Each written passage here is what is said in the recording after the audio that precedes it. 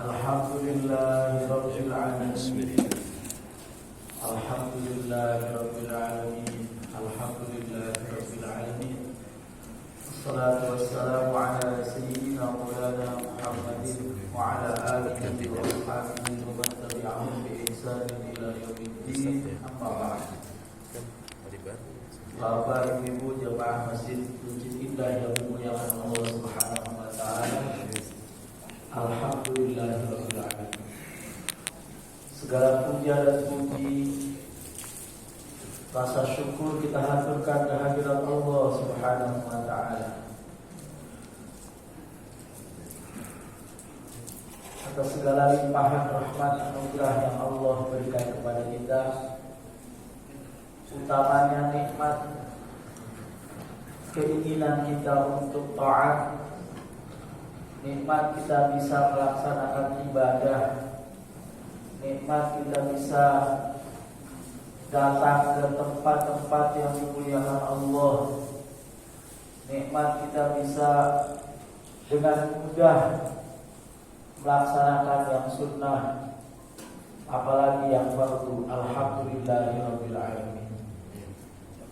Salawat dan salam semoga tetap tercurah kepada baginda Nabi Muhammad sallallahu alaihi wasallam, yang insyaallah kita semua bisa membanggakan baginda Nabi Muhammad sallallahu alaihi wasallam kelak di hadapan Allah dan seluruh makhluk Allah, dan kelak kita akan mendapatkan syafaat dari baginda Nabi Muhammad sallallahu alaihi wasallam.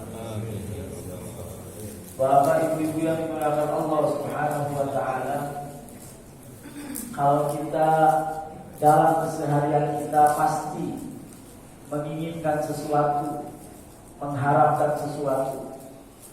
Entah itu kita berharap mendapatkan A, kita berharap untuk mendapatkan B, mengharap untuk mendapatkan apa saja selama ini, tapi kita tidak berharap atau harapan kita biasa-biasa saja terhadap Lailatul Qadar, maka ada yang bermasalah dengan hati kita. Kenapa? Karena Lailatul Qadar, malam Qadar, dinyatakan oleh Allah Subhanahu wa taala secara eksplisit dengan kalimat Lailatul Qadri khairun min alfi syahr.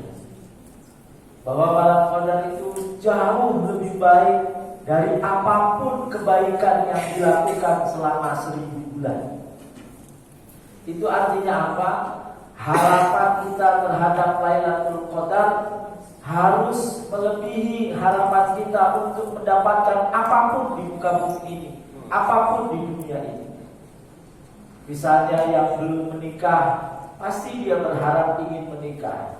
Harapan dia untuk menikah itu boleh tinggi, tapi harapan untuk mendapatkan Lailatul Qadar harus jauh lebih tinggi daripada harapan dia untuk menikah. Mungkin di antara kita ada yang berharap promosi jabatan. Harapan dia terhadap promosi jabatannya boleh jadi sangat menggebu-gebu, tapi harapannya terhadap Lailatul Qadar harus jauh lebih menggebu-gebu. Di dalam Al-Quran disebutkan, A'udzu billahi minasyaitonir rajim. Bismillahirrahmanirrahim. Inna anzalnahu fi lailatul qadr. Lailatul qadri wa ma adraka ma lailatul qadr. Lailatul qadri khairun min alfi syahr. Tanazzalul malaikatu war-ruhu fiha bi'izni rabbihim min kulli amr. Salamun hiya hatta matla'il fajr.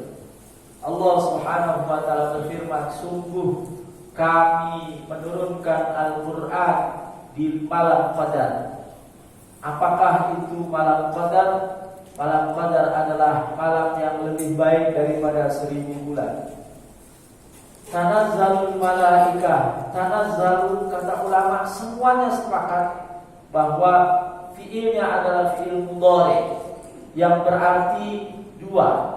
Yang pertama adalah pekerjaan itu sedang terjadi dan terus-menerus terjadi. Jadi di malam Qadar malaikat itu turun dan terus-menerus turun tiada hentinya ke rumah kita masing-masing, ke tempat di mana kita berada. Tanazzalul malaikatu waruhu fiha, dan malaikat Jibril turun ke situ. Untuk apa? Untuk mengurus semua urusan kita, untuk mengamini doa-doa kita, untuk ikut mengamini istighfar-istighfar kita dan lain sebagainya. Salamun hiya hatta matla'il fajr, dan itu adalah kedamaian sampai terbitnya fajar, atau kedamaian kata ulama tafsir sampai nanti dibangkitkan kelak. Orang yang mendapatkan malam Qadar, dia hidupnya akan damai, salam, baik di dunianya, baik di kuburnya, barzahnya, maupun nanti di akhiratnya, sampai nanti kelak dia dibangkitkan oleh Allah Subhanahu wa taala. Oleh karenanya Bapak Ibu yang dimuliakan Allah Subhanahu wa taala, yang saat ini mungkin saudaranya, anaknya belum punya keinginan yang menggebu-gebu untuk mendapatkan Lailatul Qadar, ajak mereka, sadarkan mereka, ingatkan mereka. Nah, kita harus menginginkan Lailatul Qadar. Sertakan doa untuk mendapatkan malam Qadar di doa-doa kita di sisa waktu kita di bulan Ramadan ini. Bapak Ibu yang dimuliakan Allah Subhanahu wa taala. Lalu bagaimana selanjutnya setelah kita mempersiapkan mental kita, batin kita? Karena dalam sejumlah tafsir, termasuk yang terakhir misalnya tafsir Al-Misbah Profesor Dr. Quraish Shihab, Lailatul Qadar tidak akan datang pada dua orang. Pada satu orang yang tidak ada dua hal ini di dalamnya. Lailatul Qadar tidak akan datang kepada orang yang tidak menyiapkan diri, dan Lailatul Qadar tidak akan datang kepada orang yang tidak bersedia untuk didatangi. Artinya apa? Lailatul Qadar hanya akan datang, hanya akan mengunjungi orang-orang yang mempersiapkan dirinya untuk menyambut datangnya Lailatul Qadar, dan dia bersedia dengan sepenuh hatinya untuk mendapatkan Lailatul Qadar. Oleh karenanya maka yang pertama, niatkan dan mintakan, pasang keinginan yang kuat, bukan hanya ham tapi azam. Bukan hanya keinginan, tapi disertakan dengan perilaku-perilaku yang menunjukkan bahwa dia mempersiapkan diri untuk menyambut datangnya Lailatul Qadar. Yang bapak-bapak, ibu-ibu lakukan malam hari ini adalah dalam rangka itu, dalam rangka mempersiapkan diri kita untuk mendapatkan Lailatul Qadar.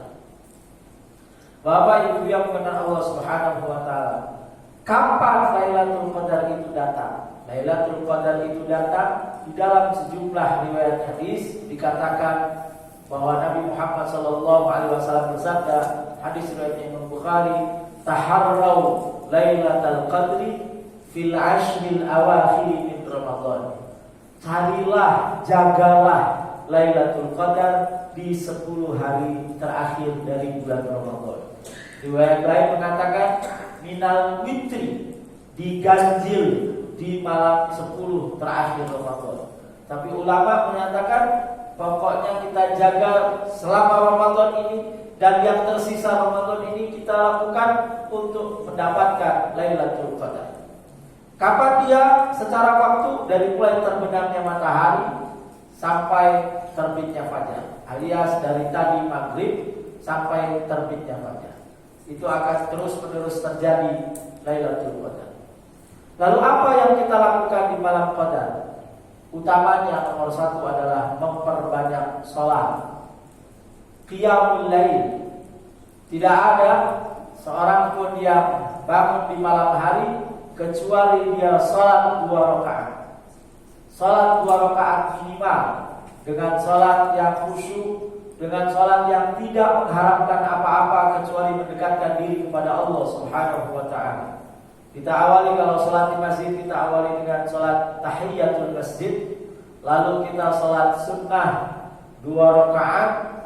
Lalu kita meminta kepada Allah Subhanahu wa taala, kalau ada orang mau sholat hajat silahkan sholat hajat.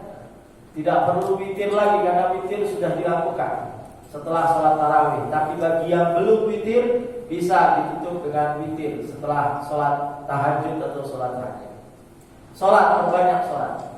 Yang kedua, perbanyak membaca Al-Quran.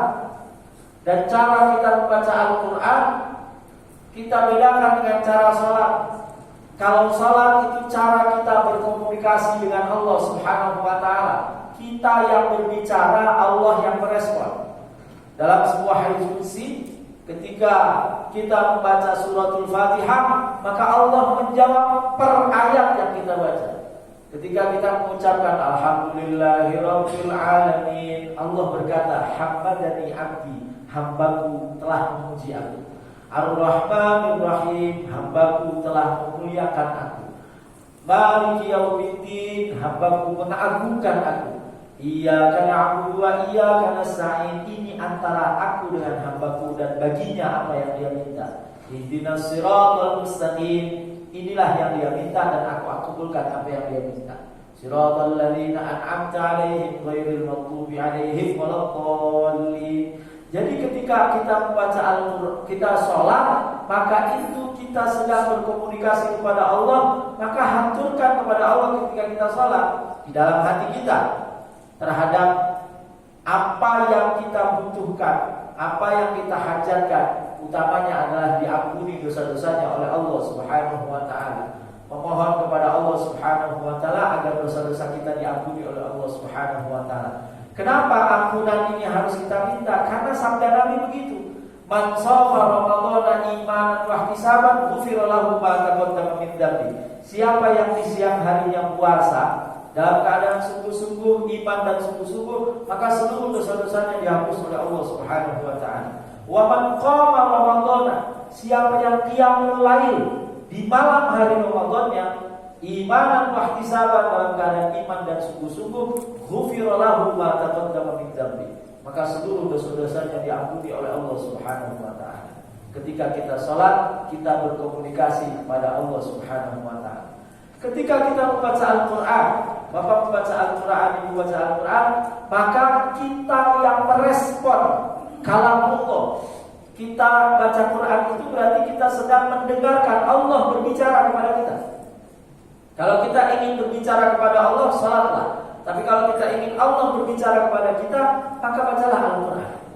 Maka ketika kita membaca Al-Quran, kita membaca ayat-ayat rahmah, ayat-ayat tentang orang-orang baik, ayat-ayat tentang peristiwa-peristiwa baik, ayat-ayat tentang masa lalu yang baik, ayat-ayat tentang janji-janji Allah Subhanahu wa taala. Respon itu, ya Allah, saya mau ini. Ya Allah, masukkan saya ke dalam kelompok ini. Ya Allah, berikan saya ini. Kita respon.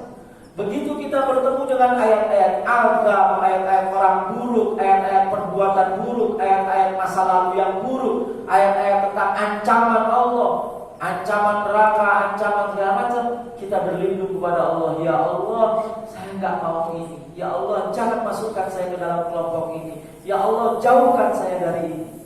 Maka kita merespon apa yang ada di dalam Al-Quran. Sekaligus kita berkaca.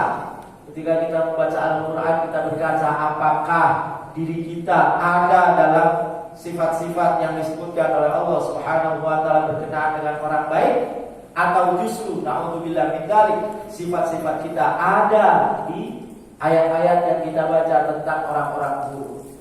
Kalau itu yang terjadi, ketika kita menemukan sifat yang baik kita ada di situ, kita bersyukur kepada Allah Subhanahu wa taala. Alhamdulillah, terima kasih ya Allah, Kau telah anugerahkan kepadaku pertolongan, kekuatan, aku bisa melakukan ini. Ketika kita sifat buruk kita ada di situ, ya Allah, hapuslah ya Allah, bersihkan diriku dari sifat-sifat yang buruk ini ya Allah. Jadi kita membaca Al-Quran, kita merespon Al-Quran, kita berbicara dengan Allah Subhanahu wa ta'ala, dan Allah berbicara kepada kita. Yang ketiga yang kita lakukan di malam hari untuk mendapatkan malam qadar adalah kita bermunajat. Kita berbisik kepada Allah Subhanahu wa ta'ala. Maka saya setuju kalau misalnya setelah ini, sebelum sahur, mungkin sahur nanti jam berapa Pak? Jam 4, setengah 4. Ya mungkin jam 4 kurang seperempat lah. Setengah 4 sampai jam 4 kurang seperempat, 15 menit. Kembali tadi lampu dimatikan, lalu sendiri-sendiri berbisik kepada Allah Subhanahu wa ta'ala, bermunajat kepada Allah Subhanahu wa ta'ala. Apa isi munajatnya? Yang pertama adalah syukur, berterima kasih. Kita semua saya lihat ini usianya mungkin di atas 25 Pak ya. Iya. Di dalam Al-Quran disebutkan kalau sudah wa balagha arba'ina sanah hatta idza balagha asyuddah wa balagha arba'ina sanah, kalau usia sudah 40 tahun itu pekerjaannya apa kata Al-Quran? Orang kalau udah usia 40 tahun itu pekerjaannya 5. Satu, syukur. Rabbi auzi'ni an ashkura ni'mataka allati an'amta 'alayya wa 'ala walidayya. Bersyukur kepada Allah Subhanahu wa taala atas nikmat yang Allah berikan kepada kita dan nikmat yang Allah berikan kepada orang tua kita. Bersyukur. Berterima kasih. Kita sudah diberi segala-galanya oleh Allah Subhanahu wa taala. Yang kedua, kita melakukan amal yang itu diridhoi oleh Allah Subhanahu wa taala. Wa a'mala shalihan tardah. Jadi beramal bukan lagi sesuatu yang kita suka, tapi yang Allah suka. Mungkin sebelum usia 40 kita beramal yang kita suka, ya semau-mau kita. Enggak. Di bulan Ramadan itu adalah usia 40 kita melakukan sesuatu yang Allah suka. Nah, di bulan Ramadan ini kita dilatih oleh Allah Subhanahu wa taala untuk melakukan apa yang Allah suka. Apa sih yang Allah suka? Satu, kita berbuat karena Allah, tidak berbuat juga karena Allah, bukan karena keinginan kita. Nanti kita sahur. Kenapa kita sahur? Kenapa kita sahur, Pak? Karena melaksanakan perintah Rasulullah SAW. Tasahharu fa inna fis sahuri barakah. Gak ada urusan dengan apakah kita sudah kenyang atau kita kuat gak sahur. Gak. Ini perintah Rasulullah, kita sahur. Meskipun dengan segelas air putih, sepiring nasi beserta lauk pauknya dan macam-macam. Sahur. Lalu kita menghentikan makan bukan karena sudah kenyang, tapi Allah perintah kulu washrabu hatta yatabayyana lakumul khaytul abyadu minal khaytil aswadi minal fajr. Nanti buka puasa kita berbuka bukan karena kita sudah terlalu haus, sudah terlalu lapar, bukan, karena Allah perintahkan kita untuk hentikan puasa. Tsumma atimmus siyama ilal lail. Sudah malam, sudah berhenti puasanya. Sehingga kalau di jalan, saya sering bilang sama mahasiswa saya, kamu kalau lagi di jalan naik motor, azan berkumandang, jangan kamu terus ke kos kamu yang mungkin masih ada jarak beberapa menit atau jarak beberapa kilo. Kemudian dalam hatimu kamu bilang, Bapak saya buka di rumah, di kos-kosan, masih kuat kok, udah dekat. Bukan, ini bukan persoalan sudah dekat, bukan persoalan kamu sudah masih kuat, bukan. Tapi ini perintah Allah Subhanahu wa taala. Pinggir, beli minuman, minum, batalkan puasanya. Itu melatih kita untuk apa? Untuk berbuat sesuatu atau tidak berbuat sesuatu karena Allah. Kita tidak makan yang haram karena Allah. Ini kita di bulan puasa dilatih dinaikkan levelnya 2 derajat, 2 level. Level paling bawah itu kita tidak makan yang haram. Kita tidak melakukan yang haram. Itu level paling bawah. Naik levelnya kelompok yang namanya wirai, ulama yang wirai, hati-hati, yaitu apa? Tidak mengkonsumsi yang syubhat, tidak melakukan perkara-perkara yang syubhat. Ini di atasnya kita tidak mengkonsumsi yang halal, kita tidak melakukan yang halal. Makan minum itu halal, berhubungan suami istri itu halal, tidak kita lakukan. Karena apa? Karena perintah Allah Subhanahu wa taala. Kita dinaikkan levelnya 2 derajat oleh Allah Subhanahu wa taala di Ramadan ini. Maka ketika kita usia sudah 40 tahun, itu adalah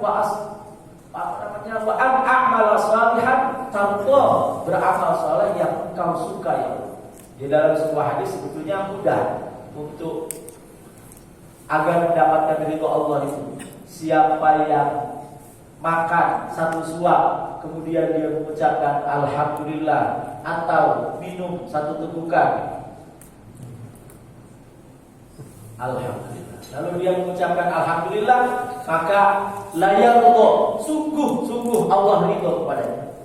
Alhamdulillah, barusan saya diridhoi oleh Allah Subhanahu wa taala. Artinya apa? Kita berbuat sesuatu atau tidak berbuat sesuatu, dorongannya bukan keinginan atau tidak ingin, tapi karena Allah perintah, Allah larang. Rasulullah perintah, Rasulullah larang. Tidak ingin. Wa an a'mala shalihan tardah. Yang ketiga, kalau usianya sudah 40, apa? Wa aslih li fi dzurriyyati. Memprogram, merencanakan keturunan agar menjadi keturunan yang sholih-sholihah. Wa aslih li fi dzurriyyati. Dan kita akan mendapatkan benefit, kita akan mendapatkan manfaat dari kesalehan anak-anak keturunan kita. Dengan doa-doanya, dengan kebaikan-kebaikannya. Karena kita mentradisikan sesuatu yang baik, lalu ditiru oleh anak kita, cucu kita, terus sampai hari kiamat nanti. Maka kita ini Bapak, kata ulama kontemporer namanya Abid Al-Jabiri, kita ini adalah dua entitas, dua wujud. Yang pertama adalah kainah turathiyah. Kita ini orang-orang yang punya tradisi, meneruskan tradisi pendahulu-pendahulu kita sampai kepada baginda Nabi Muhammad sallallahu alaihi wasallam. Misalnya, Nabi itu setiap di bulan Ramadan itu bertemu dengan malaikat Jibril setiap malam. Beda dengan bulan-bulan selain Ramadan, mungkin bisa 2 pekan sekali, bahkan bisa sebulan sekali. Ramadan setiap malam. Untuk apa? Ya tatarasul bainahumul Quran. Membaca Al-Quran, saling membaca. Kadang Nabi membaca, malaikat Jibril mendengarkan, malaikat Jibril membaca, Nabi mendengarkan setiap malam. Nah, kalau kita melakukan itu, berarti kita bertradisi dengan tradisinya baginda Nabi Muhammad SAW. Kita tidak lakukan itu, ya berarti kita bukan kainah turathiyah, bukan entitas, bukan wujud yang meneruskan tradisi, yang bertradisi atau satu frekuensi dengan para pendahulu kita. Yang kedua, kita itu adalah kainah laha turath. Kita ini adalah entitas, wujud manusia yang mencipta tradisi-tradisi yang kelak akan dilanjutkan oleh para pendahulu, para penerus kita. Kata Nabi SAW, man sanna sunnatan hasanatan falahu ajruha wa ajru man amila biha min ghairi ayat musa min ajri. Siapa yang menciptakan tradisi baik kemudian diikuti, maka dia akan mendapatkan pahala dirinya sendiri dan pahala orang yang mengikutinya, orang yang meneruskan tradisi. Dulu Nabi itu karena sering punya tradisi baik, sahabat Abu Bakar itu sampai tanya kepada anaknya, Sayyidah Aisyah, istri Nabi. Aisyah, ada nggak kebiasaan Nabi yang belum aku lakukan? Kata Sayyidah Aisyah, ada, ayahanda. Apa? Nabi itu setiap pekan ke pasar menyuapi orang buta yang ada di pasar. Dan orang buta itu ternyata orang Yahudi yang disuapi oleh Nabi. Kemudian Abu Bakar melakukan, kata orang Yahudinya, oh, ini bukan tangan yang biasa nyuapi saya ini. Tangan yang biasa nyuapi saya bukan ini. Dan orang Yahudi itu biasa memaki Rasulullah SAW. Kemudian Sayyidina Abu Bakar kasih tahu, yang menyuapi biasa kamu suami itu sudah tidak ada, dan yang kamu maki, yang kamu cela setiap hari itu adalah orang yang menyuapi kamu. Kemudian dia di dalam sebuah riwayat dia masuk Islam di tangan Sayyidina Abu Bakar As-Siddiq. Jadi wa aslih fi dzurriyyati, kita program anak kita. Baik kita program nomor 1 agamanya, yang kedua kita program pendidikannya dan kemampuannya, skillnya, yang ketiga kita program ekonominya. Ya, di dalam Al-Quran itu ada ayat yang oleh sebagian ulama itu menjadi dalil wajibnya orang tua yang soleh nabung untuk anaknya. Apa itu? Kasus Nabi Khidir alaihissalam. Nabi Khidir alaihissalam salah satu perbuatannya apa? Mendirikan bangunan. Ketika ditanya sama Nabi Musa, untuk apa kamu mendirikan bangunan ini? Apa kata Nabi Khidir? Wa kana tahtahu kana li gulamaini. Ini di dalamnya ini punya dua anak, ya, dua anak. Wa kana tahtahu kanzul lahuma. Di bawah bangunan ini ada harta milik kedua anak itu. Wa kana abuhuma shalihah. Dan orang tua anak dua ini salih. Nah, kata ulama, orang tua yang salih wajib nabung untuk masa depan anaknya. Jadi berdasarkan ayat ini. Jadi kalau kita punya tabungan, itu apa? Oh, untuk masa depan anak. Boleh. Itu sesuai dengan ayat tadi. Nah, ayat tadi. Nah, Bapak Ibu yang dimuliakan Allah Subhanahu wa taala. Yang keempat, pekerjaan orang yang sudah usianya 40 itu apa? Ini tubtu ilaika. Rajin-rajin taubat, apalagi yang usianya sudah mau maghrib, ya. Rajin-rajin taubat kepada Allah. Apa maksudnya taubat? Kembali kepada Allah, mendekat kepada Allah Subhanahu wa taala. Boleh jadi sebelum 40 itu jauh dari Allah karena yang diurusi dunia ini. Kembali kepada Allah Subhanahu wa taala. Lalu wa inni minal muslimin atau wa inni awal muslimin. Kita pasrah diri kepada Allah Subhanahu wa taala, patuh kepada Allah Subhanahu wa taala. Sehingga ketika kita meninggal, wala tamutunna illa wa antum muslimun. Tidaklah kalian meninggal kecuali kalian dalam melaksanakan Islam, melaksanakan syariat Islam, melaksanakan ajaran Islam. Ya. Ibu-ibu meninggal dalam keadaan apa? Masak. Kalau masaknya itu memang dalam rangka membantu anak, membantu suami supaya kuat dalam ibadah, ya, maka meninggal dalam keadaan husnul khatimah. Kita yang pergi berjalan meninggal dalam rangka kita apa? Mencari nafkah, ya, menjalankan perintah Allah Subhanahu wa taala, maka kita meninggal dalam keadaan husnul khatimah. Jadi yang husnul khatimah bukan hanya yang meninggal dalam keadaan sujud. Tapi kita dalam keadaan sujud tapi meninggalkan kewajibannya terhadap anak istri, bukan husnul khatimah. Nah itu. Jadi ketika kita munajat kepada Allah Subhanahu wa taala, nomor satu kita bersyukur kepada Allah Subhanahu wa taala. Yang kedua, kita meminta ampun kepada Allah Subhanahu wa taala. Karena pasti kita itu adalah manusia, bukan nabi, apalagi malaikat yang tidak pernah melakukan dosa, pasti. Ada ayat yang setiap hari Jumat kita disampaikan oleh khatib.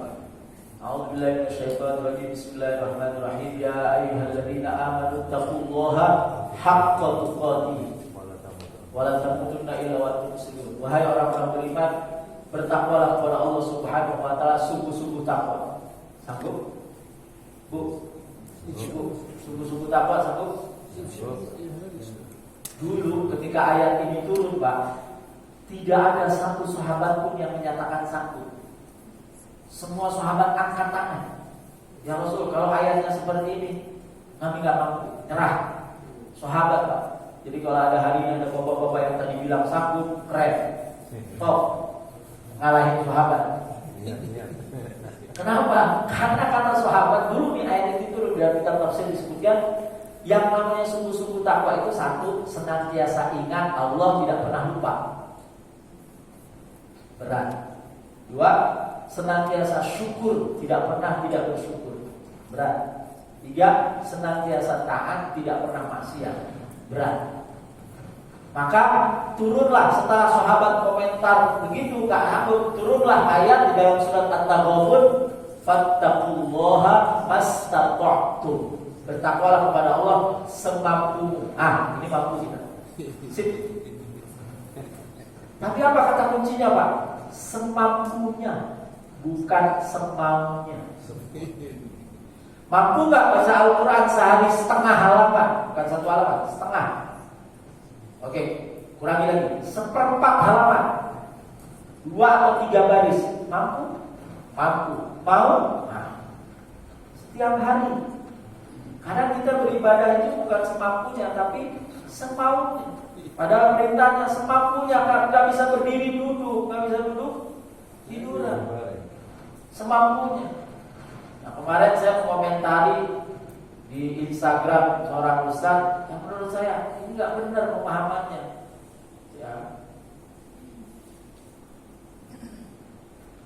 Nah, nggak bagus lah saya sampaikan di sini.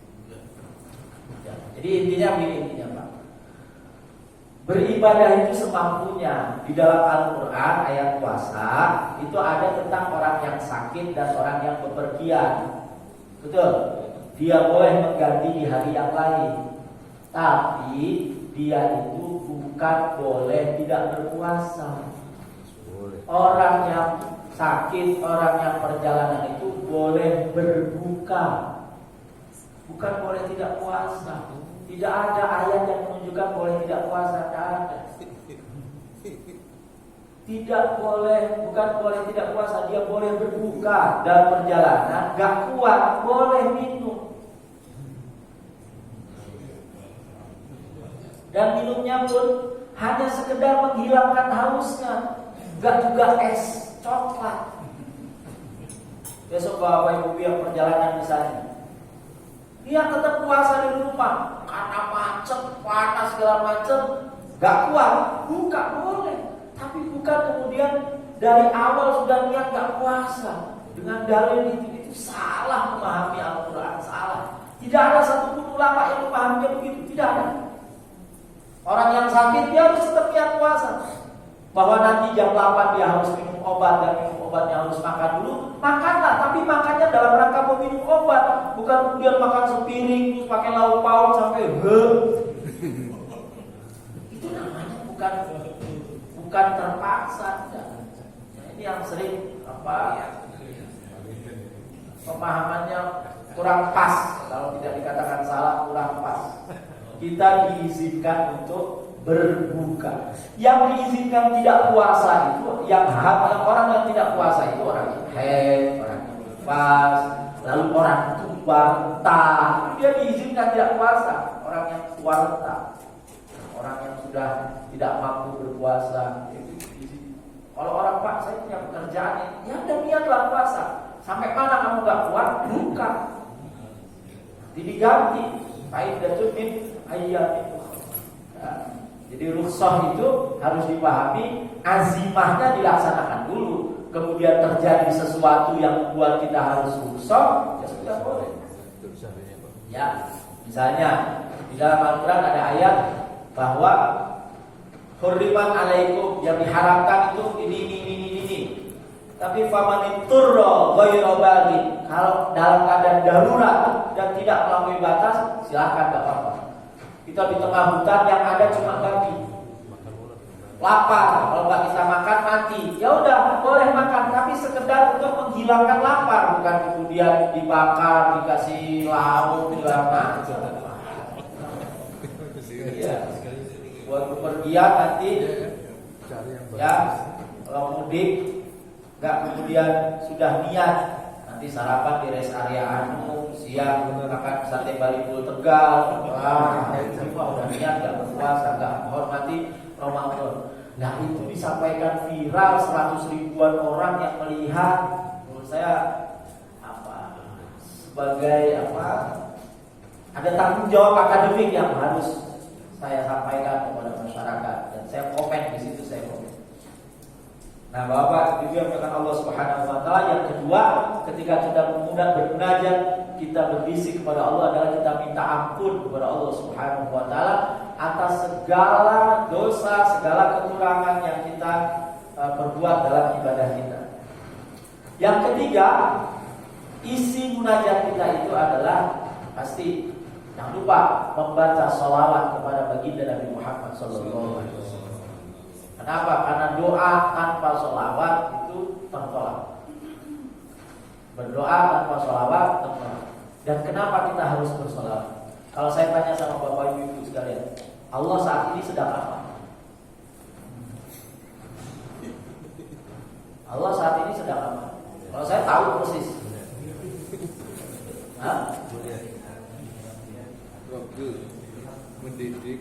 Allah sedang bersholawat. Ayatnya jelas, innallaha wa malaikatahu yusholluna Sesungguhnya Allah dan para malaikatnya sedang dan terus menerus bersolawat. Jelas ayat.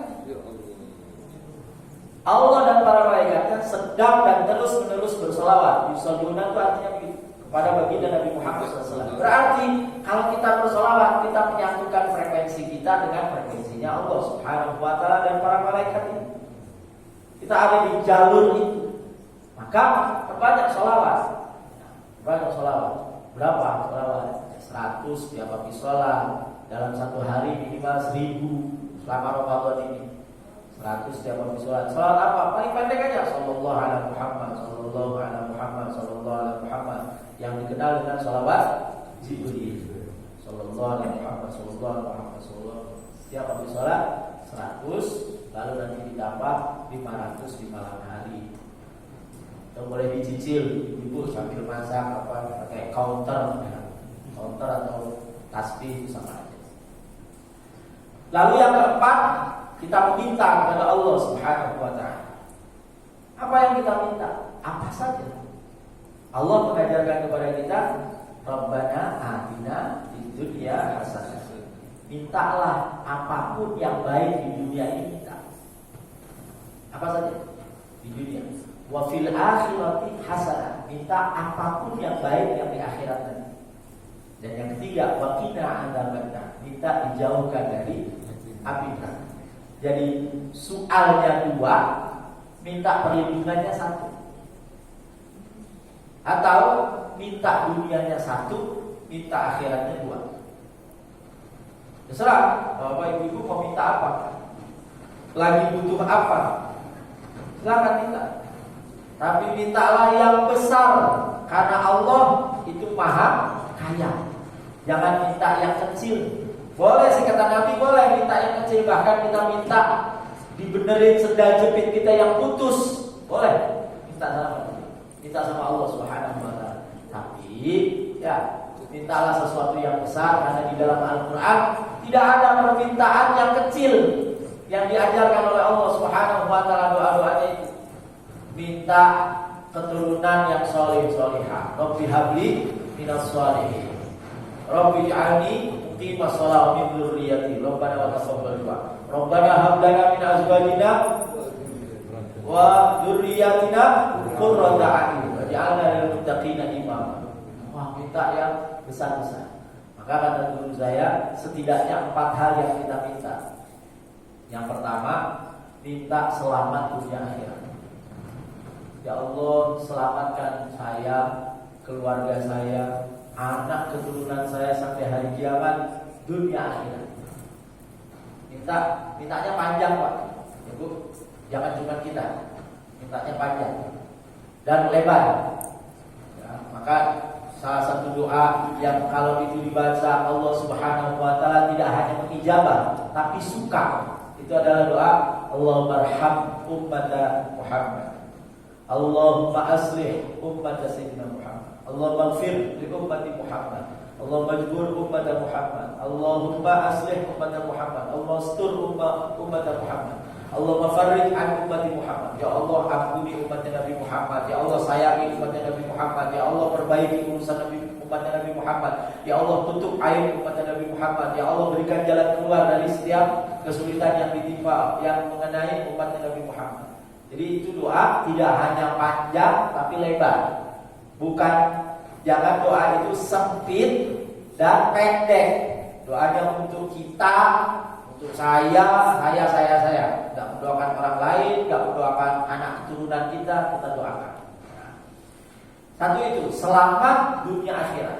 Yang kedua, dimudahkan segala urusan dunia akhirat. Allah mudahkan urusan saya dunia akhirat. Yang ketiga, kita minta sama Allah bernasib baik dunia akhirat. Yang keempat, kita minta bahagia dunia akhirat. 4 doa ini harus diminta. Setelah itu minta yang lain. Tapi minta selamat dunia akhirat, dimudahkan segala urusan dunia akhirat, bernasib baik dunia akhirat, dan bahagia dunia akhirat. Hari-harinya itu diisi dengan kebahagiaan. Apa maksudnya kebahagiaan? Mulai dari bahagia taat, sehingga dia tidak berkeinginan untuk maksiat. Bahagia dalam bersyukur, sehingga dia tidak mencari yang lain. Ya, bahagia atas keputusan Allah Subhanahu wa taala, sehingga dia tidak menginginkan selain apa yang diputuskan oleh Allah Subhanahu wa taala. Dalam bahasa sederhananya, kita itu harus apa ya namanya? Minta sama Allah agar bisa merasakan nikmatnya taat. Nikmatnya taat.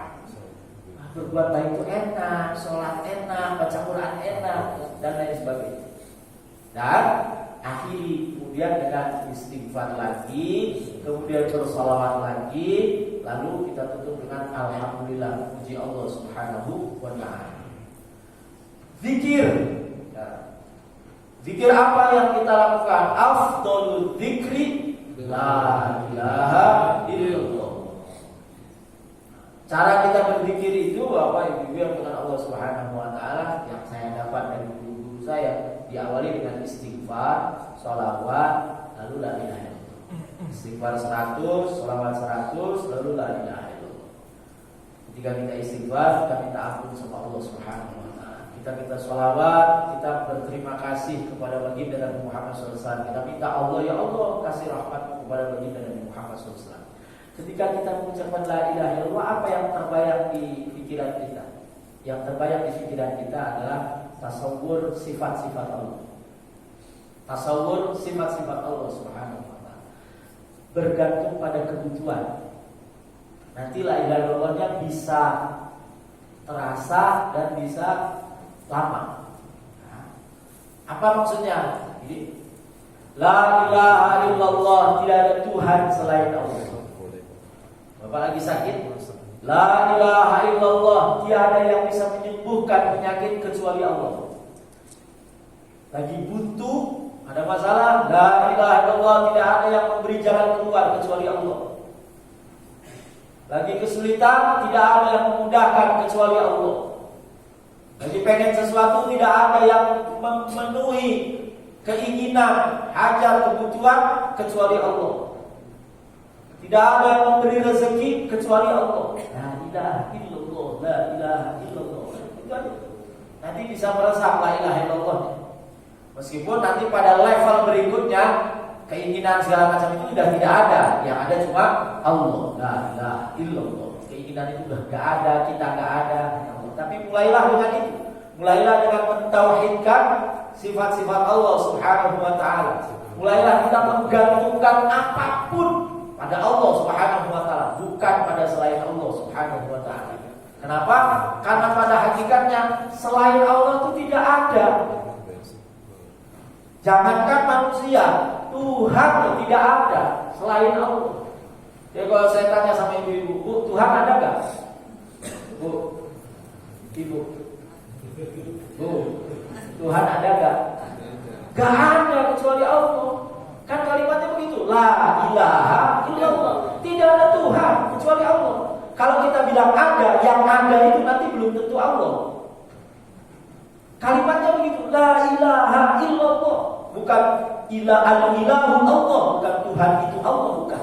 La ilaha, tidak ada Tuhan kecuali Allah. Kita nafikan dulu, meniadakan dulu, baru kita mengafirmasi. Namanya nafi itsbat. Nafi itsbat, tidak ada Tuhan kecuali Allah.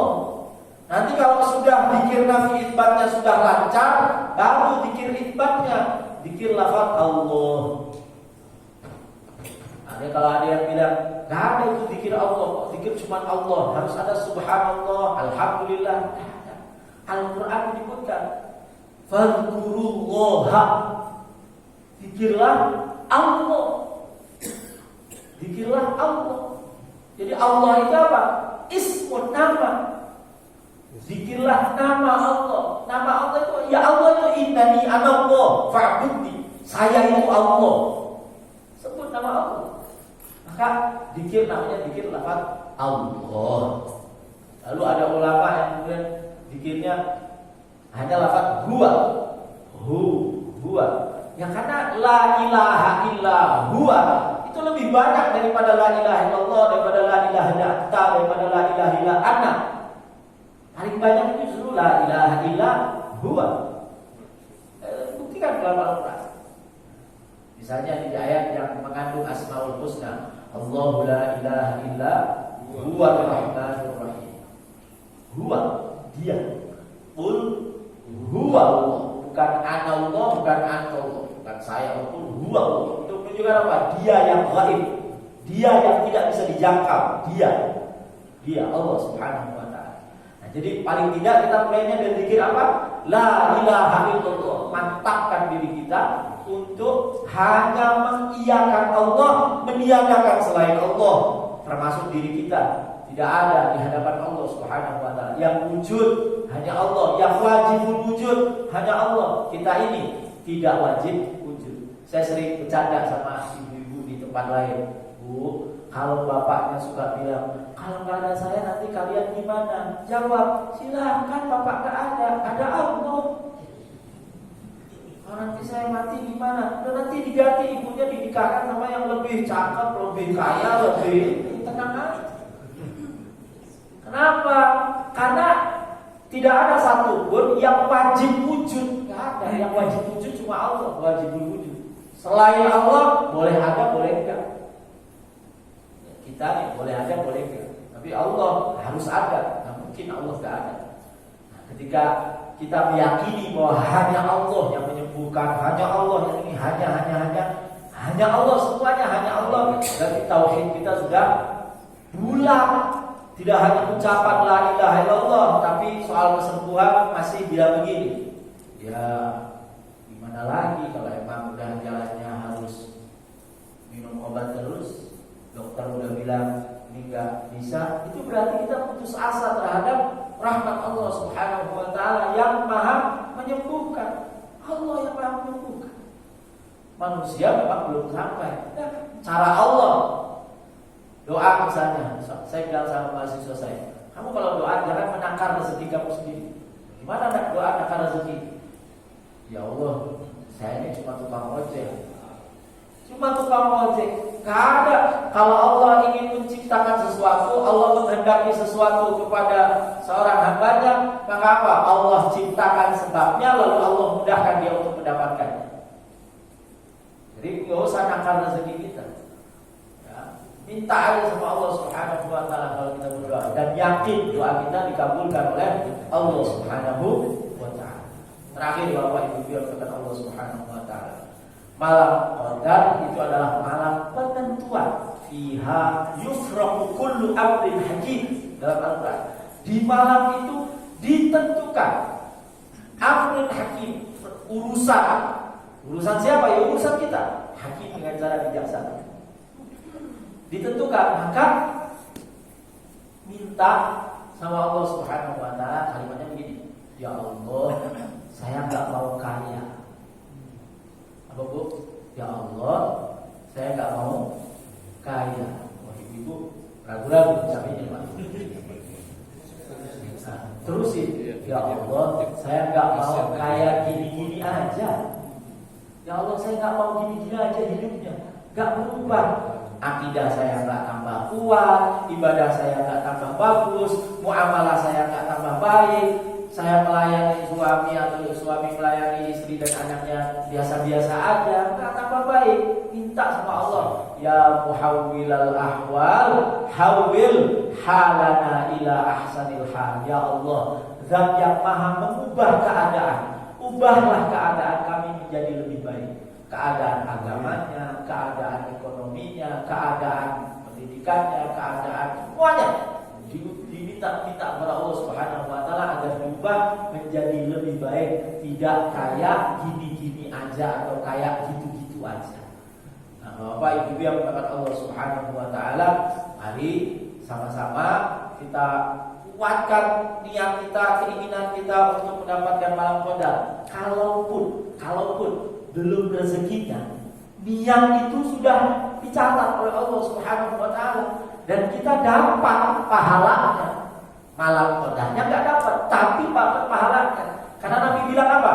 Man hamma bi hasanatin falam ya'malha katabahallahu indahu hasanatan kamilah. Siapa yang berkeinginan kuat untuk mendapat berbuat baik, melakukan kebaikan, dan dia tidak jadi melakukannya karena udzur syar'i, karena ketiduran, karena sakit, karena dalam perjalanan, karena ada tugas misalnya jadi keamanan atau jaga Indomaret apa Maret itu, karena udzur-udzur ini dia tetap dapat pahala ibadah 1000 bulannya dia dapat.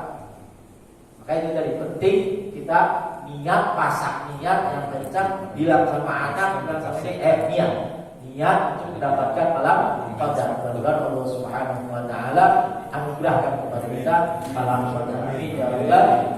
Saya kira itu bahwa itu yang dengan Allah Subhanahu wa taala, dan silakan nanti Bapak Ibu berdoa masing-masing. Saya mau pamit, subuh ini saya harus di BSD insyaallah.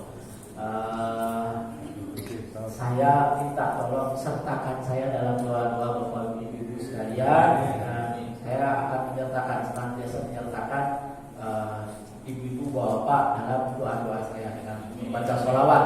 Allahumma sholli ala sayyidina Muhammad sholatan tubasyiruna biha wa walidina wa auladana wa muallimina wa masyayikhina wa talabatana wa talibatina fi yaumina hadza ila yaumil akhir. Ya Allah, kami bersolawat kepadamu ya Allah, berikan anugerah kepada baginda Nabi Muhammad SAW, yang dengan salawat itu Engkau berikan kabar gembira, Engkau gembirakan aku, Engkau gembirakan orang tuaku, Engkau gembirakan guru-guruku, Engkau gembirakan murid-muridku, Engkau gembirakan semuanya ya Allah, mulai dari hari ini sampai hari akhirat. Mudah-mudahan Allah gembirakan kita dengan mendapatkan Lailatul Qadar. Amin. Amin. Wallahu yuwaffiquna ila ma yuhibbu wa yardah. Wassalamualaikum warahmatullahi wabarakatuh. Waalaikumsalam. Wa salli ala sayyidina Muhammad.